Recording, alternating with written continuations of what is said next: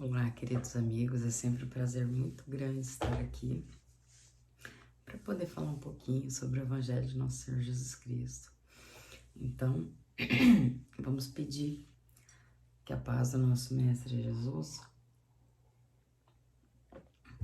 que ela possa estar a nos envolver a todos e que através de suas bênçãos e da espiritualidade amiga, que sejamos felizes e compreendidos em seus ensinamentos no dia de hoje. Para que Jesus possa abençoar cada um de nós e que todos nós possamos, em oração, agradecer a Deus, esse nosso Pai misericordioso, a presença do Seu Filho direto aqui conosco, que nos possibilitou o nosso crescimento, que possibilitou essa nossa melhoria, que nos possibilitou essa evolução no planeta, que hoje nós estamos aqui. Então, reunidos aqui, em torno da Sua boa nova, iluminada, esclarecida, ampliada pelas bênçãos do Consolador que Ele nos prometeu, foi exatamente graças à vinda dele aqui na Terra que nós iniciamos os nossos estudos. Relembrando que aquela frase célebre trazida pelos espíritos angélicos ao anunciarem a vida do Salvador, do Mestre Divino, do governador do nosso planeta aqui entre nós. Glória a Deus nas alturas, paz na terra aos homens de boa vontade. Então, meus irmãos, hoje aqui no capítulo 13 do Evangelho segundo o Espiritismo, no item 19, e só para a gente lembrar, aqui, esse capítulo 13, ele se trata do não saiba a vossa mão esquerda o que dê a vossa mão direita. E o tema de hoje é exatamente os benefícios pagos com a ingratidão. E no interior se fala muito essa frase, evidentemente de um autor desconhecido, mas muito propagada. E a gente que é aqui do interior, a gente às vezes acaba ouvindo bastante. A frase diz o seguinte: o dia do benefício é a véspera da ingratidão. Evidentemente que essa frase ela é dita e ela piora muito quando ela é levada realmente em consideração, porque por aqueles que ainda não tiveram a oportunidade de estudar o Evangelho. E especialmente nesse capítulo 13, que é uma mensagem belíssima que nós vamos ler daqui a pouco, desse guia protetor na cidade de Sens, na França, que ele nos deixou em 1862, ele vai, na verdade, nos responder uma indagação a respeito, em suma, do que é a gratidão. Porque muitos, meus irmãos, eles recebem os benefícios que nós lhes proporcionamos e como é que eles agradecem. Então, começa assim, o item 19. Que se deve pensar dos que, recebendo a ingratidão em paga de benefícios que fizeram, deixam de praticar o bem para não topar com os ingratos?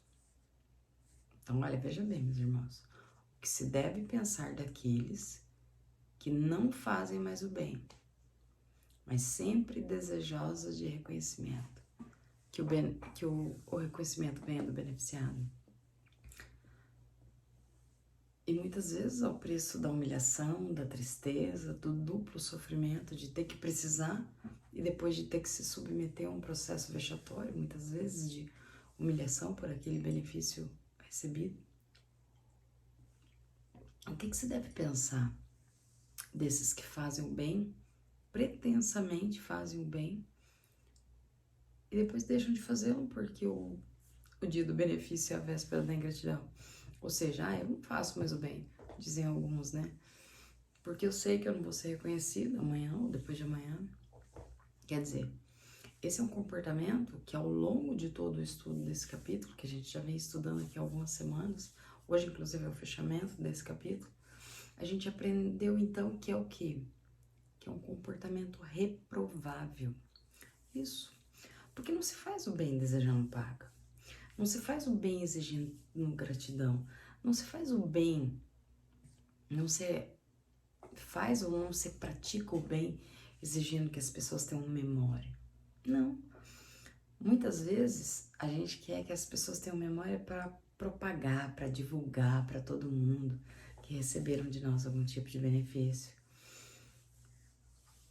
A gente não faz o benefício para ser beneficiado aqui na Terra. Não. Meus irmãos, a gente deve fazer o bem pelo simples dever, como um dever que é inerente às nossas condições de criatura, que a gente já recebeu os esclarecimentos provenientes de Jesus, o nosso mestre amado. Então, o nosso mestre, que veio aqui em instante nenhum, em instante algum, ele exigiu agradecimento pelos bens que ele fez para toda uma humanidade inteira e que repercutem até hoje no nosso processo evolutivo do planeta. Então, tendo em vista todas as bênçãos que o Cristo derramou e nos derrama, que são responsáveis pelo nosso processo de aperfeiçoamento, que são responsáveis por essa retirada, por essa transformação da condição de seres totalmente primitivos, pelo menos seres que pretendem ser civilizados. A civilização humana, em verdade, ela tem que agradecer a Jesus pelos benefícios que ela trouxe e que foram capazes o suficiente de transformar toda a nossa vida aqui na Terra. Nos transforma até hoje, aprimorando as instituições, as leis, aprimorando, fazendo surgir a ciência, fazendo com que a ciência estivesse a serviço dos necessitados, a serviço do bem. Nós vimos agora recentemente, durante a pandemia, meu Deus do céu, que tristeza que foi aquilo. Aí, com a permissão de Deus, o quanto antes possível, todo aquele estudo, aquele desenvolvimento, a liberação de um processo absurdamente grande de vacinação, milhões e milhões, de centenas de milhões de irmãos, bilhões de irmãos nossos no mundo inteiro. Bilhões. Em todo esse processo protagonizado pela ciência e pelas instituições públicas de forma gratuita. Uma clara demonstração de que a ciência, aos poucos, vai percebendo e vai compreendendo que o benefício para a sociedade é algo inerente à condição daqueles que o dirigem. O amparo aos mais débeis, aos mais necessitados em todas as direções. Esse não é um trabalho só do governo, mas é um trabalho que deve ser realizado por cada um de nós. Por cada um de nós, porque nós compreendemos os ensinamentos de Jesus. Jesus nos deu todas as explicações, então nós devemos nos comportar como em relação às leis divinas. Nós lembramos de ser grato? Ou achamos que tudo isso aqui é obrigação dos outros? Então, meus irmãos, nós não temos necessidade, como a gente verifica aqui nas leituras, na leitura que a gente vai fazer agora, de dirigir exigir qualquer tipo de gratidão pelos benefícios que a gente realiza a favor do próximo, seja de quem for.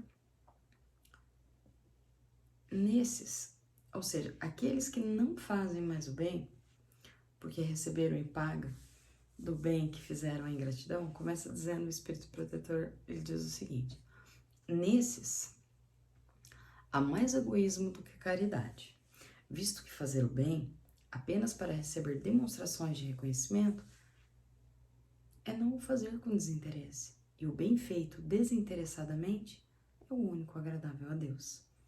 Há também orgulho, porquanto os que procedem se comprazem na humildade, com que o beneficiado lhes depõe aos pés o testemunho de seu reconhecimento. Aquele que procura na terra recompensa ao bem que pratica, não a receberá no céu. Deus, entretanto, terá em apreço aquele que não a busca no mundo. Deveis sempre ajudar os fracos, embora saibais de antemão que os que a quem fizerdes o bem não vos agradecerão. Ficais certos de que, se aquele a quem prestai um serviço o esquece, Deus o levará mais em conta do que se com a sua gratidão o beneficiado vô-lo houvesse pago. Se Deus permite por vezes sejais pagos com a ingratidão, é para experimentar a vossa perseverança em praticar o bem. E sabeis, até porque, meus irmãos, a prática do bem, a prática da beneficência, a prática da caridade, a prática dos sentimentos de solidariedade, de amor, de bondade ao próximo, são práticas que devem significar para a gente o verdadeiro exercício diário. E da mesma maneira que nós exercitamos o corpo para poder fazer com que ele cumpra as suas tarefas, os seus objetivos aqui na Terra, a gente também deve exercitar a nossa alma. Exercitar a nossa alma significa nos exercitarmos diariamente na prática do bem. Diariamente. Como se a gente fosse atletas a caminho do Olimpo da gratidão divina. Significa exatamente o fortalecimento do nosso espírito pelo bem que cotidianamente nós nos esforçamos em fazer. A prática do bem, ela requer esforço, ela requer continuidade e que ela seja verificada por todos nós diariamente.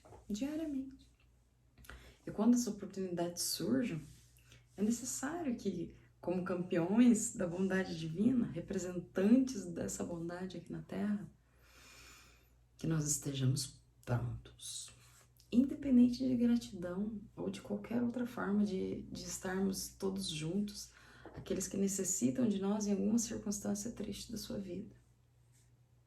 E sabeis porventura, se o benefício momentaneamente esquecido não produzirá mais tarde bons frutos? Sabeis porventura, se o benefício momentaneamente esquecido não produzirá mais tarde bons frutos? Tende a certeza de que, ao contrário, é uma semente que com o tempo germinará. Infelizmente, nunca vede senão o presente. Trabalhai para vós e não pelos outros.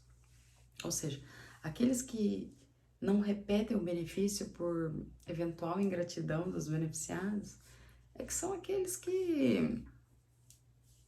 criaturas que ainda não têm uma visão absolutamente não imediatista. É aquela visão materialista da vida, se esquecendo que Deus, ele não esquece jamais o bem que a gente faz. E ele sabe perfeitamente nos retribuir da maneira correta, porque compreendendo as nossas ações, os objetivos de crescimento, de progresso e de elevação que todos nós viemos aqui na Terra para tentar adquirir, Deus, meus irmãos e minhas irmãs, ele sabe avaliar com perfeição todas as atitudes boas ou más que a gente comete aqui nesse mundo, todas. Então, esperar julgamento ou aprovação dos nossos semelhantes é como se nós imaginássemos que a vida se encerrasse por aqui mesmo. Apenas nessa experiência fugidia em que a gente se encontra nesse momento, esquecer que a gente é herdeiro de nós mesmos, mesmo quando a gente voltar lá para o mundo dos espíritos. Isso nos dificulta, sim, a continuidade da prática da beneficência e da caridade. Porque nós teremos olhos de ver o que acontece aqui nesse planeta, nesse momento em que nós nos encontramos. A gente não pode se esquecer, meus irmãos, que a gente já teve inúmeras vidas e teremos inúmeras outras. E o nosso passaporte para a espiritualidade mais feliz é exatamente carimbado ali por cada benefício que nós fazemos ao longo das nossas vidas. E será oferido pelos nossos irmãos maiores na espiritualidade, que vão nos avaliar de acordo com os critérios divinos. E não com critérios estabelecidos aqui pelos homens, critérios frágeis, muitas vezes enganosos. Não, critérios divinos. Os benefícios acabam por abrandar os mais empedernidos, ou seja, os mais inflexíveis corações. Podem ser olvidados neste mundo, mas quando se desembaraçar do seu envoltório carnal, o espírito que os recebeu se lembrará deles, e essa lembrança será o seu castigo. Deplorará a sua ingratidão, desejará reparar a falta, pagar a dívida em outra existência, não raro, buscando uma vida de dedicação ao seu benfeitor. Assim, sem o suspeitardes, tereis contribuído para o seu adiantamento moral. e vireis a reconhecer a exatidão dessa máxima. Um benefício jamais se perde. Além disso, também por vós mesmos tereis trabalhado, porquanto granjeareis o mérito de haver feito o bem desinteressadamente e sem que as decepções vos desanimassem. Ah, meus amigos, se conhecesseis todos os laços que prendem a vossa vida atual, as vossas existências anteriores, se pudesseis apanhar num golpe de vista a imensidade das relações que ligam uns aos outros seres, para o efeito de um progresso mútuo, admirareis muito mais a sabedoria e a bondade do Criador, que vos concede reviver para chegardes a Ele. Guia Protetor, Sens, 1862. Meus irmãos, um dia desses, eu estava vendo um filme a respeito da vida do Divaldo Franco. Se porventura alguém aqui não souber quem é, atualmente ele é o maior palestrante, o maior divulgador da doutrina espírita, hoje com 96 anos de idade, totalmente lúcido e totalmente ativo. Divaldo, ele, em muitas das suas palestras, ele fala sobre isso, mas no filme foi muito bem retratado. Quem aqui já assistiu vai se lembrar que ele tinha um obsessor que o perseguia já há alguns séculos. E esse obsessor, por mais que ele tentasse se fugir, se desvencilhar dele com palavras ou até mesmo com atitudes, ele estava profundamente ligado a ele por laços de ódio. Laços ligados a Divaldo. Porque segundo ele retrata muito bem ali naquele filme, a que eu me refiro, em uma outra existência, de volta, Divaldo havia contribuído para a morte desse obsessor. E o que ocorre então, meus irmãos, é que em um belo dia, chega até a casa fundada por Divaldo Pereira Franco, a Mansão do Caminho. Gente, quem não assistiu o filme, assista, é sensacional. Uma criança, ela é depositada às portas ao longo da noite, embora muitos amigos ali do Divaldo não desejassem receber aquela criança naquele momento, porque eles passavam por muitas dificuldades financeiras, muitas mesmo naquele momento. E aquela era uma criança com necessidades especiais que lhes custaria muito tempo e muitos recursos financeiros. Então eles sugerem que entregasse aquela criança para as autoridades. E imediatamente Divaldo a recolhe em seus braços e diz que por algum motivo ele teria por aquela criança um amor muito especial. O que ocorre, meus irmãos, é que aquela criança, mais adiante, Divaldo viria a saber que ela tinha sido a mãe na encarnação anterior, exatamente de uma vida passada, daquele obsessor que tão cruelmente o seguia, o perseguia. E identificando que Divaldo tratava a sua mãe agora encarnada recentemente nessa vida com tanto carinho, com tanto amor, com todo aquele ódio que aquele irmão tinha e mais nada, ele foi abrandado, ele foi suavizado e deu lugar ao quê? A uma gratidão imensa, que fez com que aquele companheiro, que ele não se transformasse num amigo imediato e automático do Divaldo, não, porque a gente verifica no filme, mas pelo menos ele deixa de persegui-lo. E ele substitui aquele sentimento de perseguição, de ódio, agora por um sentimento de muita gratidão. Meus irmãos, não procuremos a gratidão aqui na Terra, porque fatalmente ela não virá. Ela não virá. De fato, nem todos sabem pronunciar a expressão muito obrigada. A Gisele falava outro dia sobre o Deus o abençoe. Que sejamos nós as pessoas que agradecem, mas que não sejamos nós as pessoas que esperam. A gratidão, como diz aí uma frase, eu não posso, confesso para vocês que eu não sei se ela está exatamente no Evangelho, agora eu não me lembro, mas entre aspas ela diz que a gratidão é a memória do coração. É exatamente essa capacidade que nós temos de guardar no nosso mundo íntimo uma felicidade muito grande pelo benefício que a gente recolhe a partir da ação de alguém em direção a nós. Mas nem sempre a gente tem condições de agradecer os benefícios que nos são concedidos. E não nos esqueçamos, meus irmãos, que nós somos criaturas profundamente ingratas ao nosso Pai Celestial. Porque constantemente, muito embora tantos e tantos benefícios que Ele nos concede diariamente a partir do surgimento do sol, que nos aquece, que nos proporciona vida, somos ingratos em relação à sua obra, ao seu amor que Ele nutre por cada um de nós. Fomos ingratos ao nosso irmão, ao nosso querido irmão Jesus.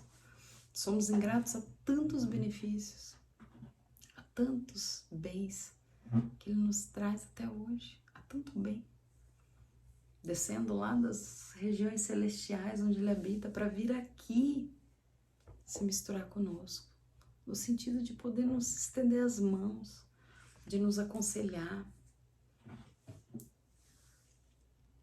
de tentar nos transformar a vida a partir do seu evangelho, a partir das suas luzes de bênção.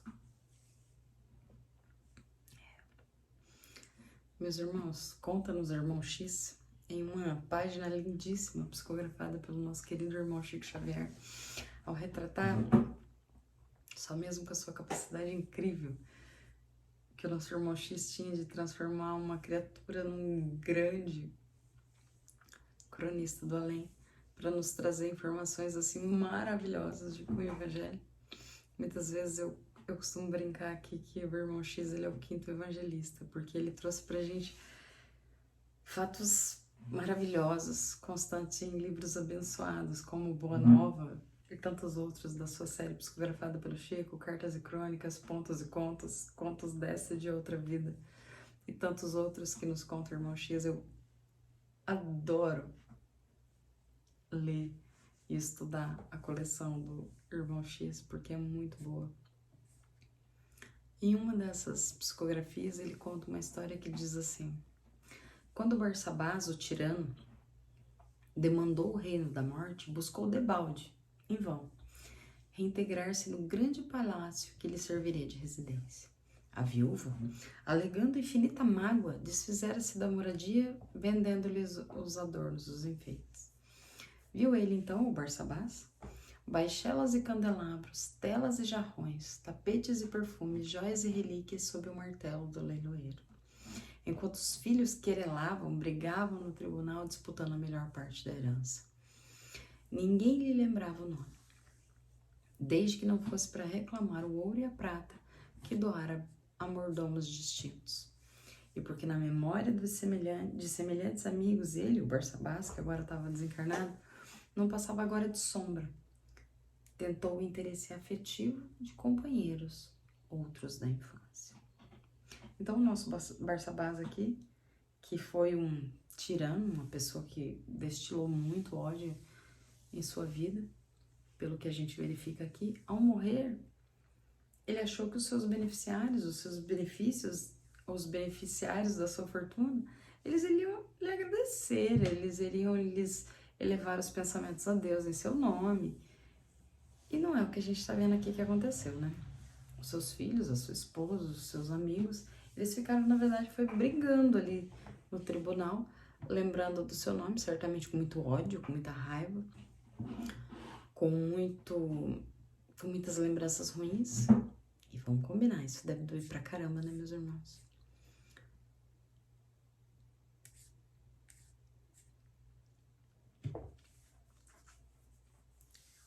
Então é importante que a gente colha, né, no mundo espiritual, aqueles que eventualmente nós beneficiamos, né, assim de nós. Então eu acredito que isso deve doer a beça, né, ver aqueles a quem a gente tanto ajudou e que eventualmente a gente beneficiou, se lembrar da gente assim. Por isso que a gente deve granjear amigos, com as nossas riquezas, especialmente as que são provenientes das iniquidades. Qual é o legado que eu tô deixando? Legado é aquilo que a gente deixa vivo dentro das pessoas depois que nós formos embora dessa existência, porque é importante que no mundo espiritual alguém se lembre de nós com algum tipo de gratidão por termos feito a diferença na vida de alguém. Isso pode mudar tudo. E porque na memória de semelhantes amigos, ele não passava agora de sombra. Tentou o interesse afetivo de companheiros de outra infância, agora lá no mundo espiritual.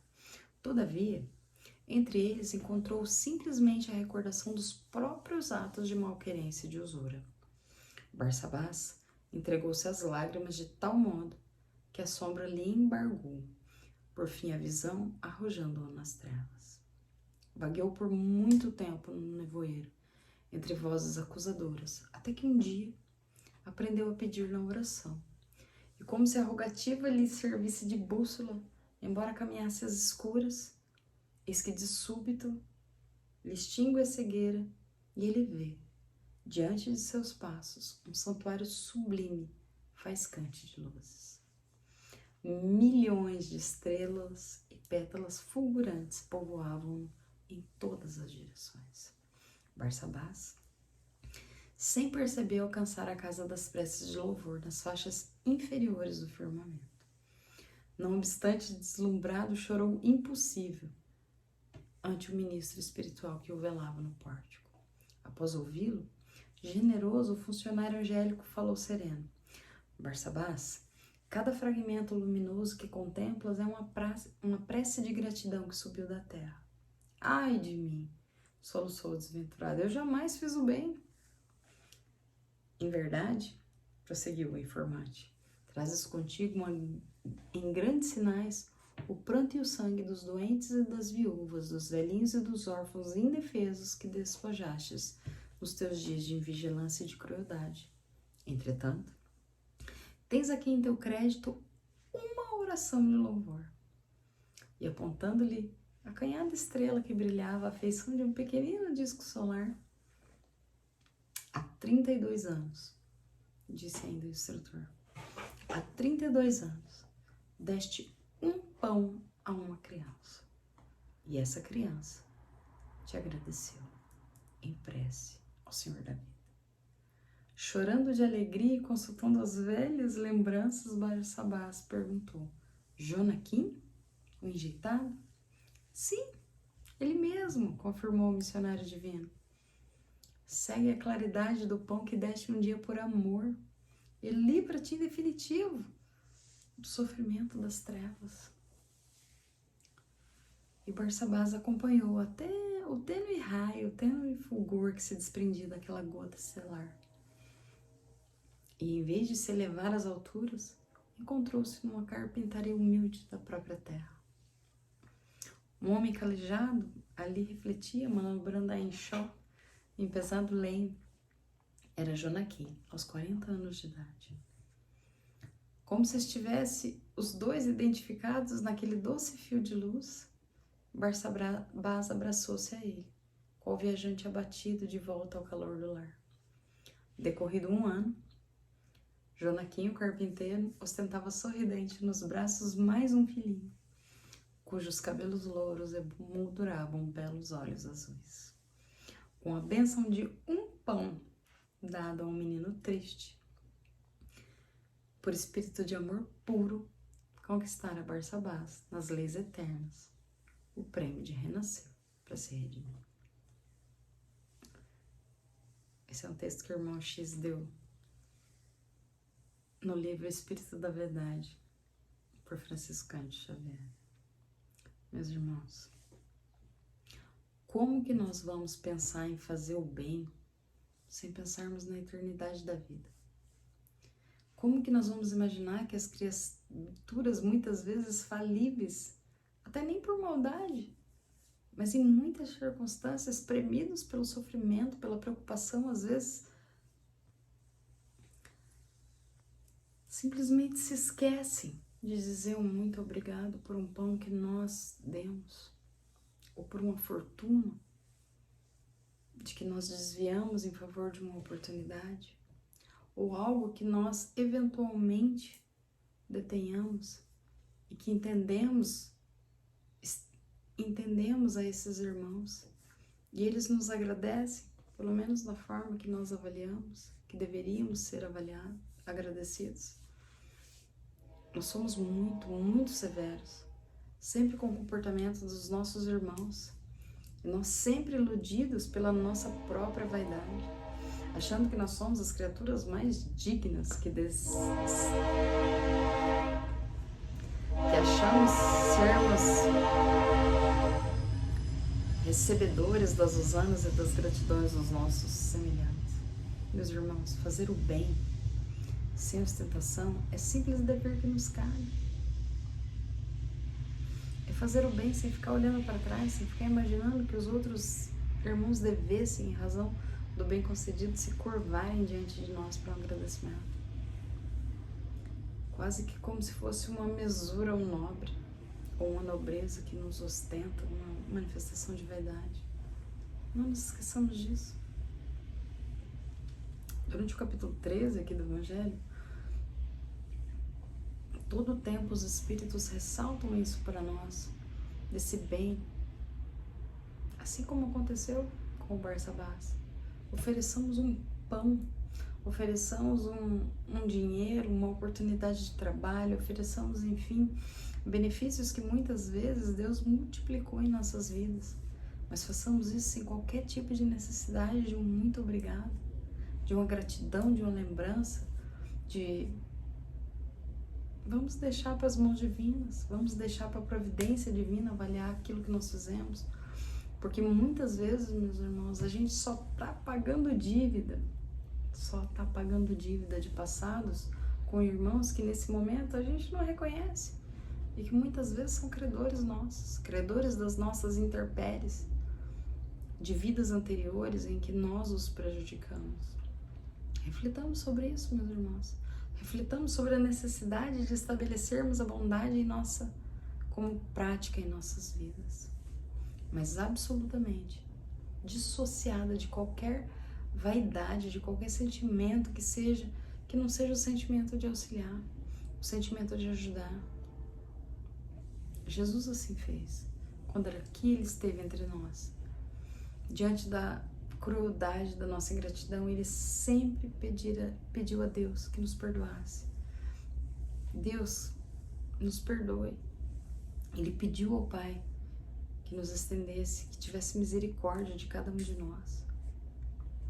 Essa foi a sua última manifestação lá no Gólgota, quando ele envia ao Pai um pedido de desculpa pelas nossas atitudes equivocadas, como se nos apresentasse ao Pai eterno como crianças ainda necessitadas de auxílio, não as crianças na sua feição de pureza, de bondade, mas aquelas crianças espirituais que nós insistimos ainda em ser, muito embora já com a idade muito avançada, nessa experiência espiritual que Jesus pede ao Pai que tivesse complacência diante disso, meus irmãos.